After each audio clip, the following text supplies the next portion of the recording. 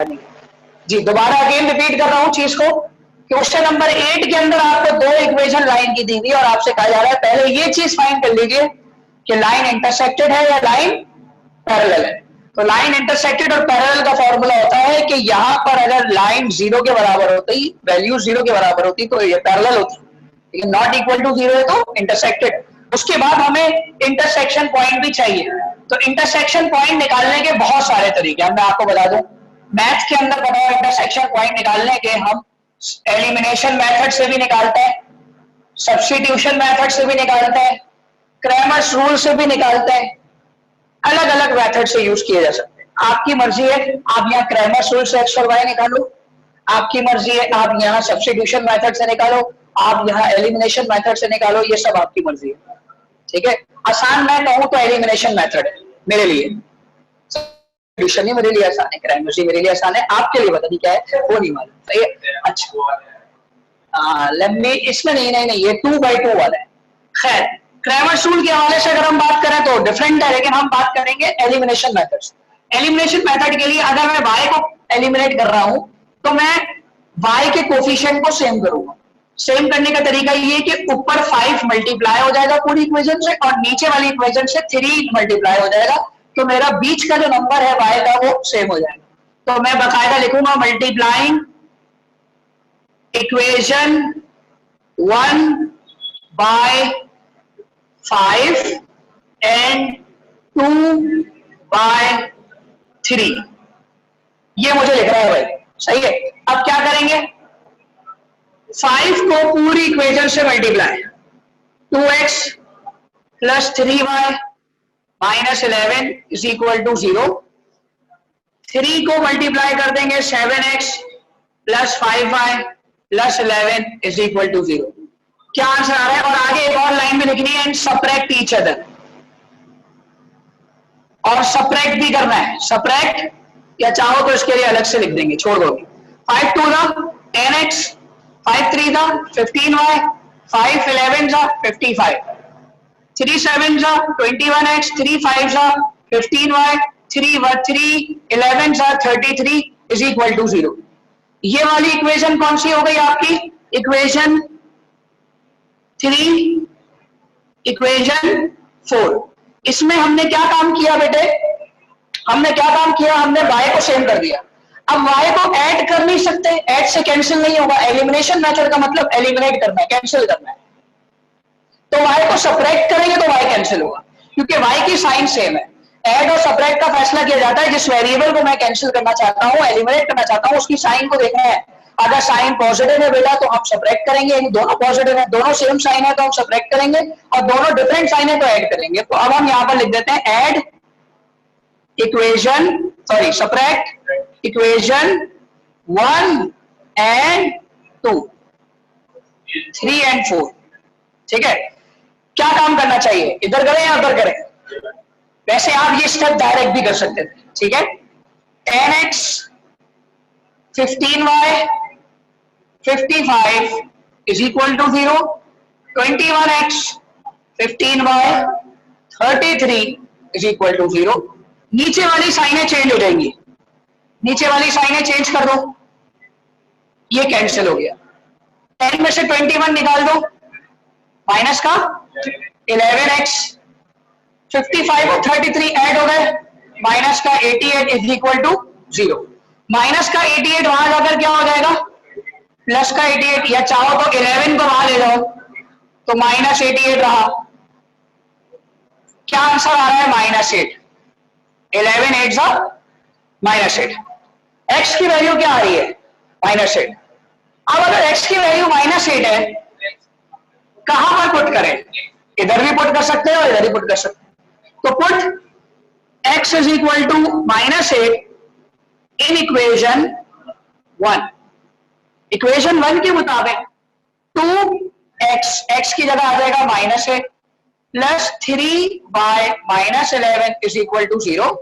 2 8 जा 16 plus 3y minus का 11 वहां ले जाए, प्लस 11 कर दें, 16 को वहां ले जाकर प्लस कर दें, तो क्या होगा भाई? 3y 11 प्लस 16 कितना आ गया? 27 और 3 9 are 27, y की वैल्यू क्या बनी 9। तो पॉइंट ऑफ इंटरसेक्शन क्या है? Point of intersection x, y क्या आ रहा भाई? पॉइंट ऑफ इंटरसेक्शन -8, 9, ये आपका पॉइंट ऑफ इंटरसेक्शन है। और ये इस बात की पोजीशन बता चुका था वो कि लाइन जो है वो क्या कर रही है? इंटरसेक्टेड कर। अगर लाइन इंटरसेक्शन नहीं होती, पैरेलल होती, तो यहां तक की बात ही नहीं आती। तो ये सवाल दिया इसलिए जाता है कि लाइन इंटरसेक्टेड है, जब भी आप आगे बढ़ोगे। समझ में आ रही बात? क्लियर हो गई? कॉपी करें, शाबाश। सब एक साथ क्या काम करेंगे हम? A1 हमारा क्या होगा 1, B2 हमारा क्या होगा -1, सॉरी -6, और 1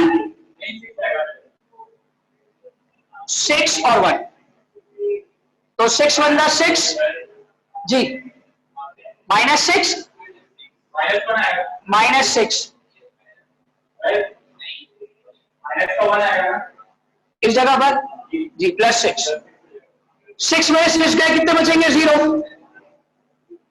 line 1 is parallel to line 2।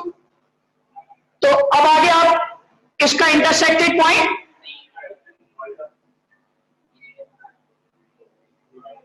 समझ गए बात?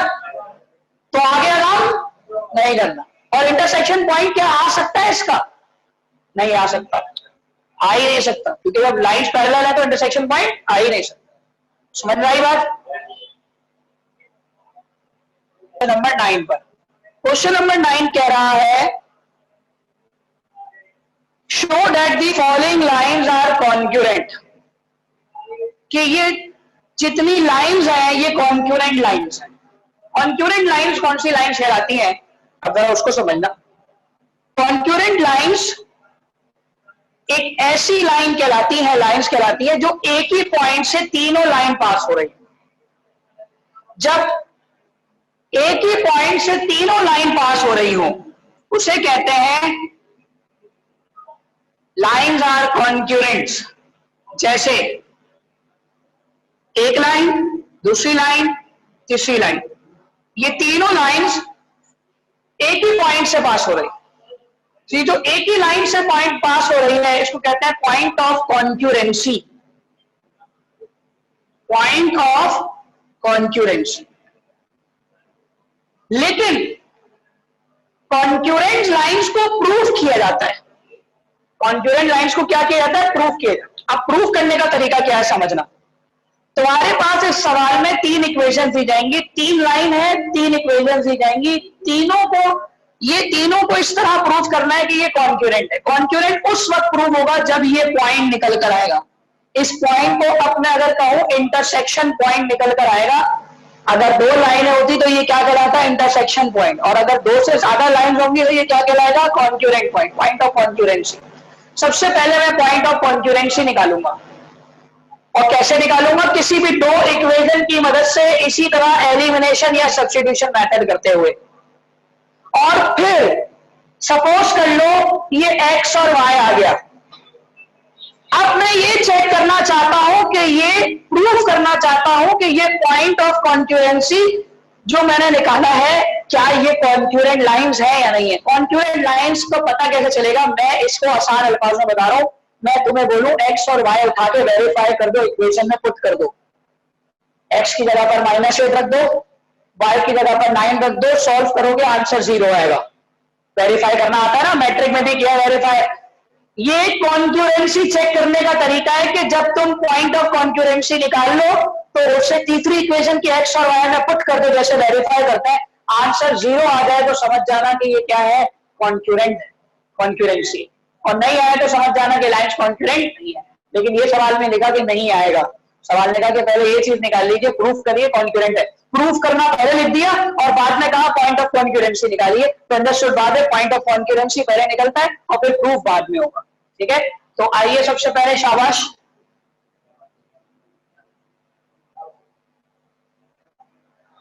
फोकस और कंसंट्रेशन नहीं हटाइएगा, टॉपिक इंपॉर्टेंट है समझने के लिहाज से।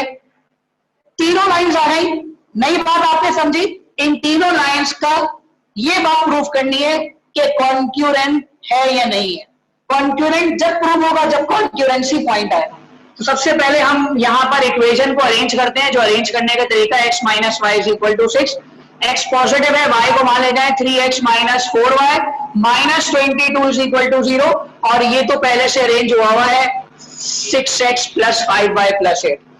अब तुमने कोई भी दो इक्वेशन अपनी मर्जी से उठानी है, सबसे आसान इक्वेशन ये है, तो मैंने अब पॉइंट ऑफ कॉन्क्यूरेंसी निकालना है। फर्स्ट वी फाइंड, बल्कि इतना लंबा ना करें, पॉइंट ऑफ कॉन्क्यूरेंसी।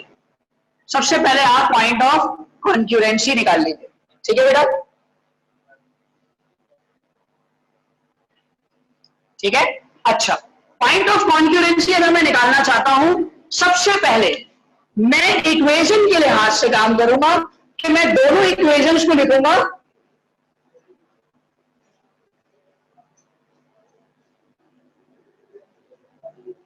और ऊपर अब मैं सब्स्टिट्यूशन मेथड फॉलो कर रहा हूं। मैंने एलिमिनेशन मेथड पिछले फॉलो कर लिया, सब्स्टिट्यूशन मेथड कर रहा हूं। एक्स या वाई में से किसी को भी अलग कर रहा हूं, इक्वेशन 1 में से एक्स या वाई में से किसी को भी अलग कर रहा हूं। एक्स को अलग कर देता हूं 6 प्लस वाई, ये कौन सी इक्वेशन हो गई 3। इस 3 को कहां सब्स्टिट्यूट कर देते हैं 1 में, 2 में। तो सब्स्टिट्यूशन मेथड है, सब्स्टिट्यूट, या आसान है मुश्किल है भाई? दोनों आने चाहिए, दोनों आने चाहिए, दोनों आने चाहिए, ये भी मैं आपको बताऊं।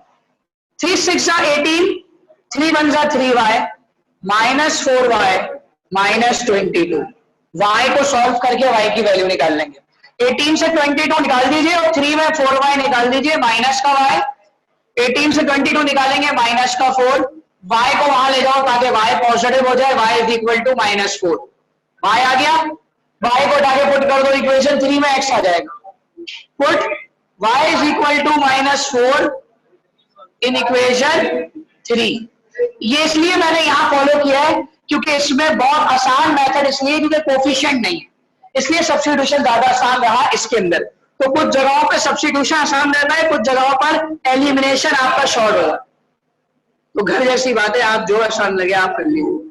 6 माइनस 4, एक्स की वैल्यू क्या है बेटा 2, एक्स की वैल्यू वाई की वैल्यू आ गई। इन्होंने कहा है ये पॉइंट ऑफ कॉन्क्यूरेंसी है, पर हम इस बात को कैसे मान ले भाई? पत्थर पे लकीर बात तो कुछ भी नहीं है।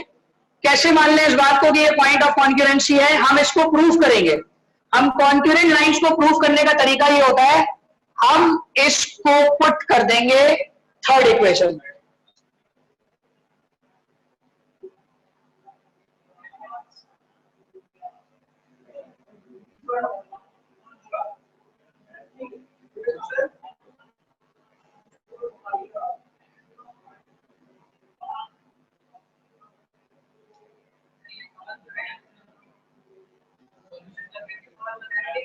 कॉन्क्यूरेंट लाइंस, कॉन्क्यूरेंट लाइंस के लिए याद रखें,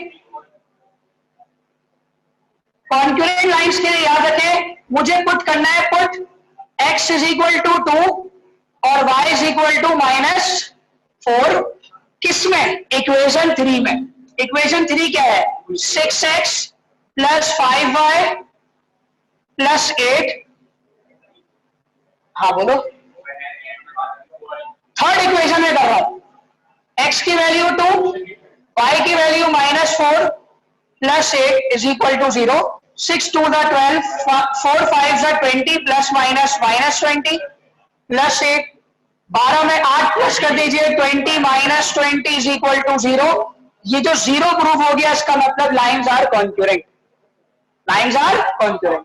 ये बात हमने बेसिकली आपको बताया, आसान तरीका ये है कि आप इसको फॉर्मूला समझ, एक ही बात है, फॉर्मूला समझ के पुट करेंगे जब भी एक ही बात है। सही है, ये आसान है। इस